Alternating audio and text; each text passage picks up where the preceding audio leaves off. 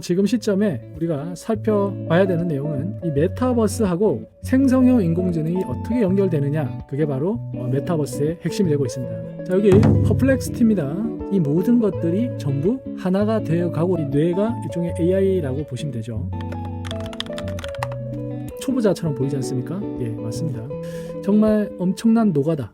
메타버스를 이해하는 방법은 체험해보는 겁니다. 여러분들이 직접 경험해보는 거예요. 자, 그런데 정말 좋은 기회가 있습니다. 안녕하세요, 오후 5시입니다. 오늘은 여러분들께 아주 중요한 트렌드를 설명을 드리려고 합니다. 메타버스 트렌드인데요, 여러분도 아시다시피 메타버스는 시작한 지 꽤 됐죠. 전 세계적으로 메타버스가 한때 유행이었던 적이 있습니다. 그리고 코로나 때문에 이 가상세계, 이 메타버스에 대한 관심이 아주 높아졌는데요, 코로나가 끝나고 이 메타버스에 대한 관심이 크게 줄었습니다. 하지만 이 생성형 인공지능이 그 뒤를 따르고, 또 최근에 이 공간 컴퓨팅이라고 하는 새로운 키워드로 인해서 이 메타버스에 대한 인식이 다시금 조명을 받는 것 같습니다. 그래서 오늘 여러분들께 이 생성형 메타버스 트렌드가 어떻게 좀 진행이 될지 좀 알려드리려고 합니다. 여기 구글입니다. 여기에다가 제가 이 메타버스라고 한번 검색을 해보겠습니다. 제가 좀 주목하고 싶은 부분은요, 여기 이미지 검색입니다. 자, 이 이미지 검색 들어가면은요, 자, 모두가 안경을 쓰고 있습니다. 네, 안경을 쓰고 있어요. 처음 메타버스가 유행할 때요, 그때 메타버스를 검색을 하면 주로 검색되던 이미지들이 있습니다. 그건 바로 제페토. 여러분들 기억나십니까? 제가 제페토 검색을 해볼게요. 자, 이게 제페토죠? 네. 사진을 찍으면 여러분들을 닮은 이렇게 눈이 동그란 캐릭터를 자동으로 생성을 해주는 서비스로 우리가 잘 알고 있습니다. 이뿐만 아니라 상당히 또 유명한 서비스들이 있었죠. 마인크래프트라는 게임. 게임입니다. 근데 개념이 거의 유사하죠. 여러분들을 닮은 복셀 캐릭터를 만들고 가상 공간에서 함께 집을 짓고요. 이뿐만 아니라 로블록스도 있었죠. 단순화한, 그죠? 레고 닮은 캐릭터로 게임을 만들고 게임을 즐기고, 자, 이런 식으로 전에는 함께 만날 수 있는 공간에 집중을 했다고 하면, 자, 지금은 메타버스라고 검색을 하면은, 자, 이런 식으로요, 디스플레이 장치에 집중이 되는 경향이 있습니다. 이걸 만드는 회사가 메타라는 회사고요, 퀘스트라고 하는 제품을 출시하고 있습니다. 뿐만 아니라 이제는 스마트 글래스도 만드는 겁니다. 선글라스를 끼면 다양한 가상의 정보를 볼 수가 있는 겁니다. AI 글래스를 출시했죠. 네, 바로 이겁니다. Introducing Orion. 오리온이라고 하는 진정한, 이 안경을 끼면 가상 세계도 경험을 하고요, 그리고 현실 세계도 경험할 수가 있는 겁니다. 이렇게 생겼습니다. 이 메타버스의 개념이 단순히 가상 공간에 아바타들이 모이는 공간에서요, 점점 현실 공간을 연결시키는 형태로 변환이 되는 겁니다. 이 메타뿐만 아니라 다양한 회사에서 만들고 있습니다. 애플에서도 비전 프로라고 하는 안경을 만들었죠. 지금 이게 비전 프로입니다. 현실 공간과 가상 공간을 함께 보여주는 거고요. 자, 이뿐만 아니죠. 이 마이크로소프트에서도요, 홀로렌즈라는 거를 개발했었죠. 현실 공간과 가상 공간을 블렌딩하기 위한 장치라고 보시면 됩니다. 여러분들 느낌이 오실 텐데요, 이제는 현실과 가상을 어떻게 연결하느냐, 그게 바로 메타버스의 핵심이 되고 있습니다. 지금 시점에 우리가 살펴봐야 되는 내용은 이 메타버스하고 생성형 인공지능이 어떻게 연결되느냐, 여기에 여러분들이 집중하셔야 됩니다. 제너러티브 AI, 감이 좀 오시죠? 챗GPT, 여러분들이 텍스트를 입력하면 글을 써주는 인공지능 서비스죠. 그런데 그게 단순히 텍스트뿐만 아니라 음성도 지원을 하고요, 또 음악도 만들어주고 그림도 그려주고요, 그리고 동영상도 만들어주고, 이제 심지어는 가상 환경도 만들어주는 시대가 되고 있다는 겁니다. 자, 여기 퍼플렉스티입니다. 스페셜 컴퓨팅에 대해서 검색을 해보겠습니다. 자, 제가 스페셜 컴퓨팅이라고 검색을 했는데요, 보면 제가 설명드렸던 그 단어들이 그대로 또 나옵니다. 스페셜 컴퓨팅은 이머징 테크놀로지다. 새롭게 나온 기술이라는 거고요. 디지털과 피지컬, 그 가상과 현실 세계를 융합하는 기술이라는 겁니다. 그러니까 메타버스도 그렇고요, 오그멘티드 리얼리티도 그렇고요, 또 이 믹스트 리얼리티라는 또 단어가 있습니다. 이 모든 것들이 전부 하나가 되어 가고 있는 모습이라고 여러분들 생각하시면 됩니다. 과거에는 기술의 한계가 있기 때문에 그 개념 자체를 자꾸 구분을 지었었는데요, 이제는 기술로 인해서 모든 게 다 통합되는 시대고요, 결국에는 하나가 된다, 이렇게 이해를 하시면 됩니다. 여기 보면 스페셜 컴퓨팅에 대해서 중요한 기술이라고 이렇게 나와 있는 게 있는데요. 자, 제가 말씀드렸던 그 내용들입니다. Augmented Reality, Virtual Reality. 자, 중요한 개념이다. 설명하고요. 자, 그다음 뭡니까? Artificial Intelligence, 인공지능. 네, 인공지능도 아주 중요한 요소라고 하고요. 자, 그리고 또 뭐죠? Internet of Things, 사물 인터넷입니다. 자, IoT라고 얘기를 하고 있죠. 이게 왜 중요할까요? 네, 맞습니다. 현실 공간과 가상 공간을 연결하려면요, 뭔가 연결하는 것들이 필요합니다.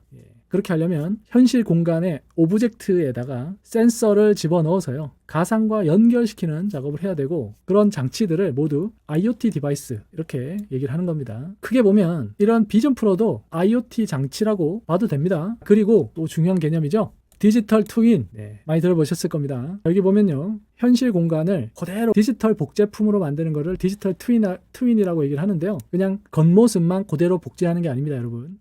그래픽만 생각하시면 안 된다는 얘기입니다. 그 이면에 있는 현실 세계의 다양한 현상들을 모두 복제해야 되는 거죠. 눈에 보이지 않는 현실 공간의 시스템을 복제한다, 이렇게 보시면 됩니다. 자, 여기 보면 How Spatial Computing Works라고 돼 있죠.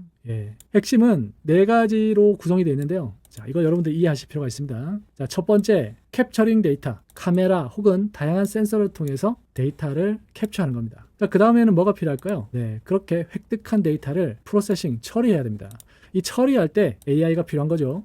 우리가 눈으로 어떤 현상을 바라보면 그걸 판단해야 되지 않습니까? 판단하기 위해서는 뭘 쓰죠? 이 뇌를 쓰죠. 이 뇌가 일종의 AI라고 보시면 되죠. 자, 그리고 그 다음 단계는 뭔가요? 네, 맞습니다. 물리 세계를 디지털 버전으로 재현하는 게 또 필요하고요. 그렇게 해야만 이제 우리가 가상의 객체를 우리 사람이 조작할 수 있게 만들 수 있는 겁니다. 바라보기만 해서는 안 되겠죠. 그것과 상호작용해야 되는 거고요. 실제로 상호작용하려면 우리 사람이 피지컬 하니까요, 그 디지털 컨텐츠를 다시 물리적 공간하고 연결시키는 작업이 필요합니다. 자, 그래서 이 3, 4번은요 상당히 복잡한 작업이죠. 그리고 이걸 위해서 반드시 필요한 게 AI 기술이다, 이렇게 보시면 됩니다. 지금 우리가 쓰고 있는 컴퓨팅은 데스크탑 컴퓨팅입니다. 자, 이게 데스크탑 컴퓨팅이죠. 책상 위에 컴퓨터를 놓고 사용하는 환경, 그걸 데스크탑 컴퓨팅이라고 하는 거예요. 그런데 이게 바로 이런 식으로 바뀐다는 겁니다. 이런 식으로 바뀐다는 거예요. 지금 물리 공간, 피지컬 월드하고, 그죠? 이 디지털 컨텐츠를 서로 연결시켜서 바라보고 있는데, 단순히 바라보고만 있어서는 안 되죠. 자, 손으로 그것을 조작해야 되는 거고요. 그런데 이 조작하는 방법이 아주 단순하죠. 초보자처럼 보이지 않습니까? 맞습니다. 자, 여러분들이 그 부분을 이제 이해하셔야 되는 겁니다. 자, 그래서요, 자, 챗GPT에게 한번 물어볼게요. 자, 여기 챗GPT 4o 모델이고요. 자, 여기에다가 제가 물어보겠습니다. 메타버스에 대한 개념이 바뀌고 있는 것 같아.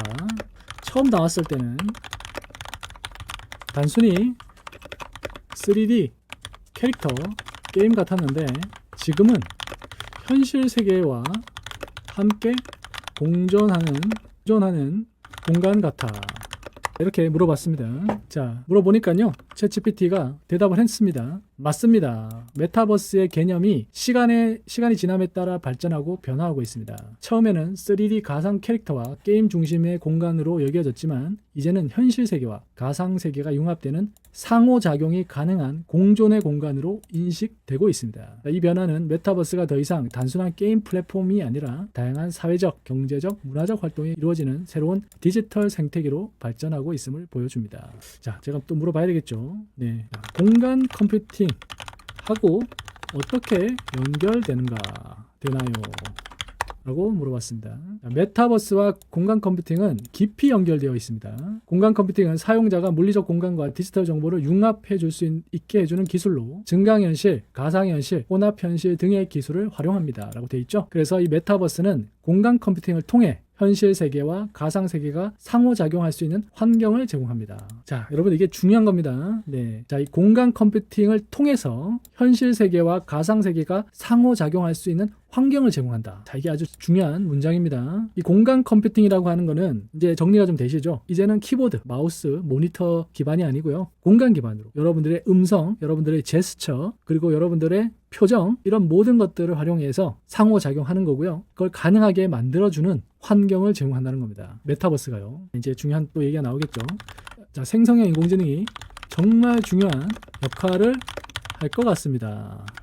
또 제가 물어보겠습니다. 맞습니다 하면서 또 답을 해주고 있죠. 생성형 인공지능은 메타버스와 공간 컴퓨팅에서 매우 중요한 역할을 할 것으로 보입니다. 생성형 AI는 사용자가 손쉽게 컨텐츠를 만들 수 있도록 돕는 기술로 텍스트, 이미지, 3D 모델, 사운드 등 다양한 형태의 컨텐츠를 자동으로 생성할 수 있습니다. 자, 여기 보십시오. 아주 중요한 얘기들이 나오는데요. 여기에 핵심이 다 있습니다. 이 메타버스가 왜 활성화가 안 됐을까요, 여러분? 컨텐츠가 부족했기 때문입니다. 메타버스는요, 방대한 양의 컨텐츠를 필요로 하는데 그 컨텐츠를 만드는 기술이 부족했던 거죠. 캐릭터를 하나 만들거나 혹은 건물을 하나 만들거나 했을 때 시간이 많이 걸리는 거예요. 정말 엄청난 노가다, 노동이 필요한 작업들입니다. 이제는요, 생성형 인공지능으로 그런 노가다 작업을 이제 안 해도 되는 거죠. 누구나 손쉽게 자신이 원하는 컨텐츠를 만들 수 있다. 그게 바로 이 메타버스가 활성화될 수 있는 아주 중요한 토대가 되는 겁니다. 자, 그리고 실시간 상호작용. 자, 이것도 아주 중요하죠.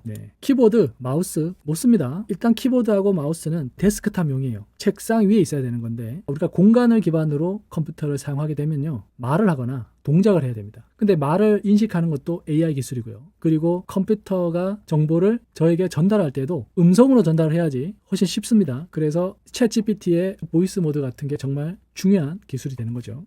자, 그리고 또 중요한 게 뭐죠? 동작 인식입니다. 자, 여러분들 동작 인식 정말 어려운 겁니다. 모션 캡처 들어보셨죠? 자, 이 모션 캡처는요, 동작 인식이 아닙니다. 그냥 트래킹이에요. 트래킹. 동작을 그대로 따라가는 겁니다. 자, 그런데 동작을 인식한다라는 건요, 완전히 다른 얘기예요. 왜냐하면 사람들마다 동작이 다 다르기 때문이죠. 자, 음성도 다 다릅니다. 사람들마다 달라요. 하지만 동작보다는 그래도 훨씬 쉽죠. 왜냐하면 우리가 언어라고 하는 기본 구조, 틀이 있기 때문에 음성을 인식하는 게 그래도 동작을 인식하는 것보다는 낫습니다. 자, 동작 인식 가능하다고 얘기할 수 있죠. 하지만 그건 동작 인식이라고 하기가 어려워요. 그러니까 우리가 수화하듯이 정해진 틀 속에서 뭔가 동작을 하면 인식할 수 있습니다만은 정말 동작은 구조화도 어렵고요. 그리고 사람들마다 신체 조건도 다르고 그 동작을 수행하는 퍼포먼스도 다 다릅니다. 다 다르죠. 그렇기 때문에 더 발전된 인공지능 기술이 필요로 하는 겁니다. 자, 제가 이제 영상을 하나 보여드릴 텐데요. 이게 2021년 그때 당시 페이스북이라는 회사를 메타라는 새로운 회사명으로 이제 바꾸면서 커넥트 2021이라고 하는 키노트를 준비를 했습니다. 그때 발표한 내용 중에 중요한 부분이 있는데요. 한번 들어보시죠. The best way to understand the metaverse is to experience it yourself, but it's a little tough because it doesn't fully exist yet. Some of the basic 이 메타버스를 이해하는 가장 좋은 방법은 직접 경험해보는 거라고 했는데요. 그런데 그게 좀 어렵다고 얘기를 하죠. 왜 그러냐면 아직 존재하지 않기 때문이라고 합니다. 기술이 계속 발전하고 있기 때문이에요. 그러니까 2021년 그때하고 지금 현재 2024년 3년이 지났죠. 지금하고도 메타버스 개념이 많이 바뀐 겁니다. 그리고 그 바뀌게 된 이유는 이 생성형 인공지능 때문에 바뀌는 거고 그걸 경험해보는 게 정말 중요하다는 얘기를 하고 있습니다. 자, 다시 한번 들어보겠습니다. Now, the best way to understand the metaverse is to experience it yourself, but it's a little tough because it doesn't fully exist yet. 마크 주커버그가 얘기한 것처럼 가장 메타버스를 이해하는 방법은 체험해보는 겁니다. 여러분들이 직접 경험해보는 거예요. 근데 쉽지 않습니다. 그런 것들을 일일이 찾아서 여러분들이 경험해보기 어렵죠. 자, 그런데 정말 좋은 기회가 있습니다. 바로 코리아 메타버스 페스티벌 2024를요. 2024년 10월 17일 목요일부터요. 10월 19일 토요일까지 서울 양재 AT센터에서 진행을 합니다. 자, 이 행사의 하이라이트는요. 바로 과학기술정보통신부와 한국전파진흥협회가 지원하는 차세대 기술선도 메타버스 프로젝트 공동관 넥스트 메타버스 2.0입니다. 자, 이 공동관은요, 크게 세 가지 카테고리로 구성되어 있습니다. AI 기반 특화형 메타버스, 그리고 포용형 메타버스, 그리고 지역 서비스입니다. 각 카테고리에서 최첨단 메타버스 기술들을 여러분들이 직접 보고 만지고 체험해 볼 수 있습니다. 제가 설명드렸던 VR, AR, 그리고 AI 컨텐츠 생성 기술 등이 어떻게 이 메타버스와 융합되는지 여러분들이 체험해 볼 수 있는 절호의 기회가 될 것이라고 생각이 되고요. 앞으로 메타버스가 어떻게 변화할지 여러분들이 직접 경험해 보시고 직접 확인하시면 될 것 같습니다. 저도 직접 방문해서 체험해 볼 예정이고요. 그리고 현장의 모습도 제가 전해드리도록 하겠습니다. 자, 이번 시간에요, 이 메타버스의 과거 그리고 현재 미래에 대해서 알아봤는데요. 어떠셨습니까? 자, 이 메타버스 단순히 과거의 개념에서 머무르시면 안 됩니다. 계속 변화하고 있고요. 이번에 넥스트 메타버스 2.0 공동관에서 직접 체험해 보시고, 자, 앞으로 메타버스 관련된 내용들을 오후 5시에서 계속 올려드리도록 하겠습니다. 좋아요, 구독 부탁드리고요. 또 인사드리도록 하겠습니다. 감사합니다.